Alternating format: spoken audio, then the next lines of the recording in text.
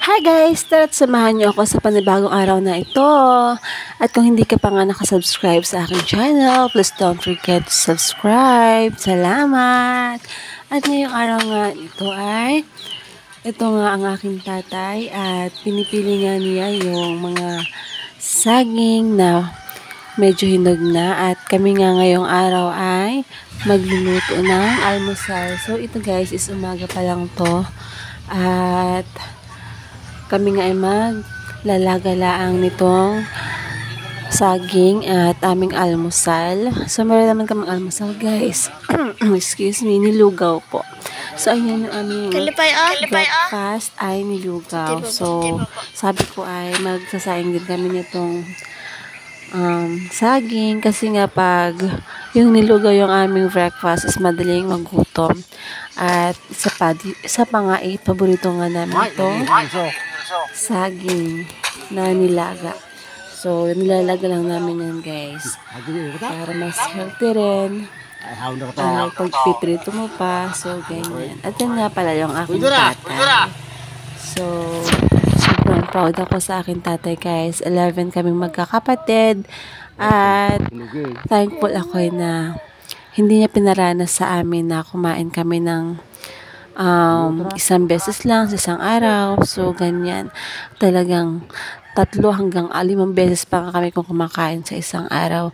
So, kahit nga 11 kami magkakapatid, ang aking tatay guys is magkukopras lang siya actually magkukopra siya. So proud na magkukopra ang aking tatay. Siyempre kung walang magkukopra is walang magkukuha ng mga niyog sa puno. So, ganyan. So, walang gagawing mga mantika. Ganyan. At I'm so proud sa tatay ko. At naitaguyod niya kami magkakapatid. Binuhay niya kami. Siyempre, minahal, inalaga. Kasama yung aking mother. So, ayan. At yung tatay ko nga guys, yung nanay ko din is housewife. Tapos, sila yung nagtatanim. So, noon na nga guys is sobrang hirap din ng buhay namin kasi nga sunod-sunod yung panganak ng aking nanay. So, sunod-sunod din yung yung paglaki namin ay nung kami ay mga bata pa, ay walang gaano mapagkunan ng hanapbuhay yung aking nanay. So, ginagawa ay nagkukopra, nagyayaya ng banig, so ganyan. At dahil nga sa kasipagan magtanim din ng mga kamuting kahoy ng aking nanay, tulad ng kamote, balinghoy. So, maraming naiipon na pagkain na tulad ng dinaga yung aking nanay. Kung kaya't pag gusto namin magmerienda at galing school, so, meron kaming inaabutan na pagkain. Kaya't tapos, ang aking nanay din guys is ang hilig niyang magulay, ang sipag niya. So, nakakamiss talaga. So, ayan, at nakatuwa nga itong saging na to at napakadaming sabang. Ayan.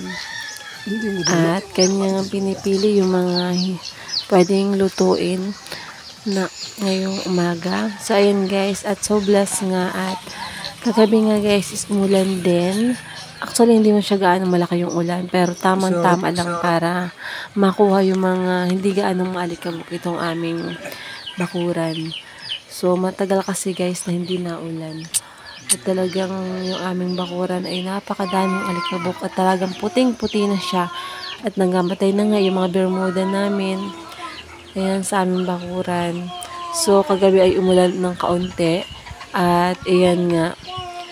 At medyo maganda nga at nakapagwalis na kami ngayong umaga at hindi siya gaano maalikabok. So, ayan nga guys. At yung aking tatay nga ay yung saging na yan ay kinuha niya sa puno at ibinito niya sa puno ng avocado. So, para hindi nga masabay-sabay yung paghinog.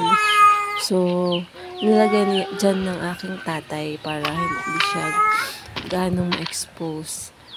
Ayan, madami-dami na rin siyang napili. Sabi ko nga, idamihan niya at maghapon nga naming merienda at tunay na dahil nga paborito namin itong saging na to. Kasi masarap na namis talaga guys, since na medyo mahinog-hinog na siya.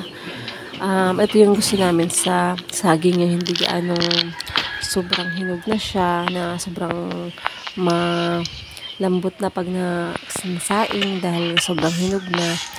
Ito guys, tamang-tama lang. Medyo matigas siya na manamis-namis. Ayan, yan ang mga gandang ilaga na pagkahinog na saging. So, ayan, at ako nga ay nandyan din guys sa bakuran at may ginagawa. Ayan guys, so ayan, ang ganda ng pagkahinog niya ng saging, so walang sakit. So, yung iba kasi saging guys na saba, pag nasa puno pa is madami yung parang itim-itim. At ayan nga, at ilalagay naman ito sa kaldero ng aking pamangkin na lalaki. So, ayan, binigay niya sa aking tatay. So, thankful nga ako guys, at may kasama si tatay dito sa aming bahay, yung aking pamangkin na lalaki. So, at saka si tatay, sa dalawa lang sila pag hindi kami napunta din sa bukid. So, nagpapasalamat nga ako at meron siyang kasama. Ayan. At sabi ko nga sa ingin kaagad kasi nga para may makain kami pag nagutom. So, nagnilugaw ako guys. So, masarap yung nilugaw namin. So, abangan nyo. Sa mga nais mapanood nga pala yung karugtong ng vlog na ito, please don't forget na i-follow din ako sa aking Facebook account, Ian Farm Vlogs, at ilalagay ko nga dito sa videos na to. So, ayan. At sa hindi pa nga subscribe, please don't forget to subscribe to support me. Thank you so much guys, and God bless us. At ayan nga, at sobrang dami pa nga na medyo hinog-hinog, at sabi ko nga ay punuin na yung kaldero. So ayan, at masarap nga niyang agahan guys, merienda, tanghalian, hapunan, lahat na.